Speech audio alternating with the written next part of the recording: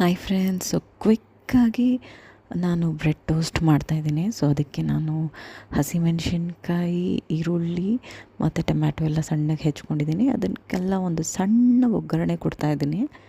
ನೋಡಿ, ಇದು ನೋಡ್ತಾ ಇದ್ದೀರಲ್ಲ, ಹಸಿಮೆಣ್ಸಿನ್ಕಾಯಿ ಹಾಕಿದೆ ಮತ್ತು ಈರುಳ್ಳಿ. ಸೊ ಅದರಷ್ಟಿಗೆ ಅದು ಫ್ರೈ ಆಗೋಷ್ಟಿಗೆ ಪನ್ನೀರನ್ನ ತುರ್ಕೊಂಡಿದ್ದೀನಿ.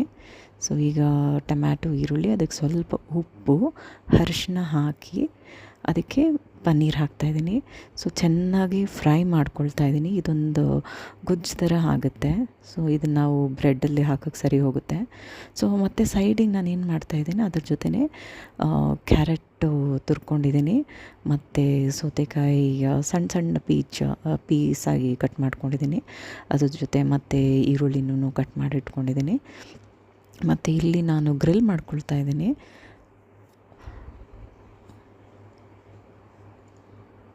ಸೊ ಈ ಬ್ರೆಡ್ಡಿಗೆ ಎರಡೂ ಕಡೆ ಸ್ವಲ್ಪ ಎಣ್ಣೆ ಅಥವಾ ತುಪ್ಪ ಹಚ್ಕೋಬೇಕು.